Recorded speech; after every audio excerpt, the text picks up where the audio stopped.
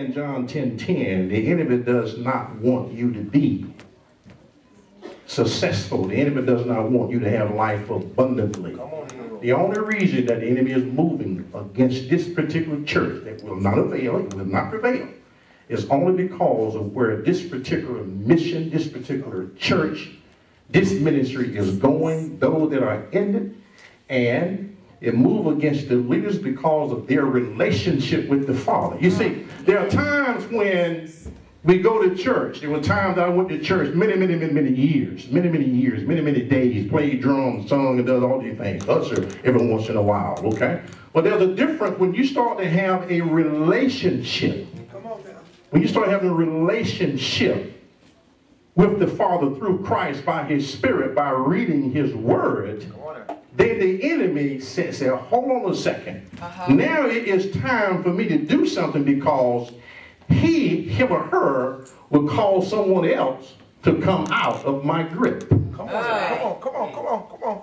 Once I start to have a relationship with Jesus Christ, a relationship with Jesus Christ, it is time for the enemy to move, because there's nothing that he can do about the relationship that you have with the Lord. The thing about it is that he tried to distract you from doing it. He wants to steal your praise. He wants to steal your prayer.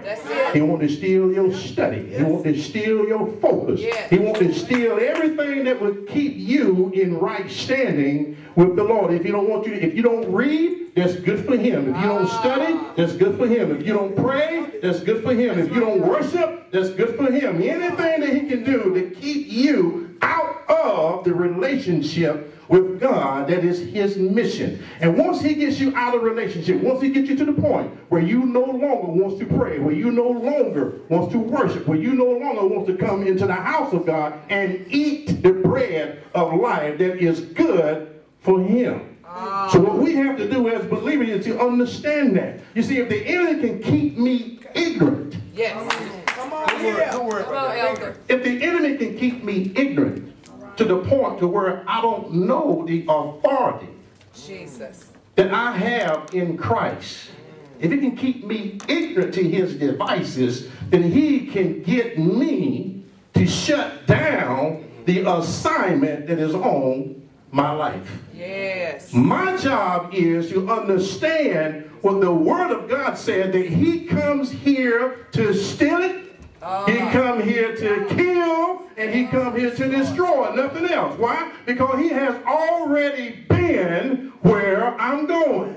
That's right. He's already been there. That's it. Now he lost his place and he's never going back. And so what his job is to keep as many individuals from taking his place. So he works on us. He works on us, and to get us in our lazy moments, and to get us, he wants to lose our smile, he wants to lose our joy, he wants to lose our song, he wants to lose our praise. So when we come into our ministries, you come into his kingdom ministries, and you see folks up here dancing, acting, looking like they're crazy, because some folks sit back and say, those folks are being crazy. What they don't understand is that their relationship cause them to have a level of joy that will make them get up and give God some praise. Are you hearing what I'm saying this morning? We got to understand, we have to understand. This is something that we got to understand. The more and more I pray, the more I fast, the more I give. Apostle been teaching on giving for quite some time now. All right, getting us to understand, okay, I got to pay my tithes, and I'm going to give my offering, I'm going to give my way out of debt. You know, I'm going to do these things, I'm going to put these principles into work here, into play, put them into play, because once that begins to happen, when we do it corporately, then you will see more power in the church. And once we have more power, you'll see more people being saved.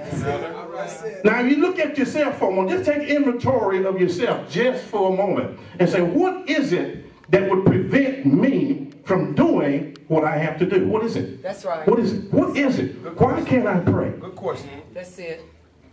Why come I don't worship? Good question. What keeps me from lifting up my hands when the ministers up here say, just lift up your hand and worship just for a second? Just lift up your hand and worship for a second. You mean to tell me that you're not glad that somebody woke you up this morning when you could have been somewhere else? Think about all those folk that was on that ship, okay, a few weeks ago that is sinking in the middle of the ocean, just sinking. Just think about a lot of time we prayed. We prayed. I could have been on the ship. We could have been on the ship. But just think about how good it is to be sitting up in here right now with your right mind. You have your health. And you're not sitting in the doctor's office right now. You're not laying on one of those slabs. Okay, when somebody looking at you and say, okay, go ahead and tag it. Okay, we got to understand that there's a reason. There's a reason that the enemy is attacking you. That's right. And you have to understand, okay, what's the reason to attack you? Well, the reason that he's attacking you is because you decided that you're going to have a relationship with the Lord, okay? And the way to do that, I got to read, and I got to study, and I got to pray, and I got to worship, and I got to be obedient. That's every individual. Every living soul has an opportunity to have a relationship. Yes. Some accept it, some reject it. There are others that just play.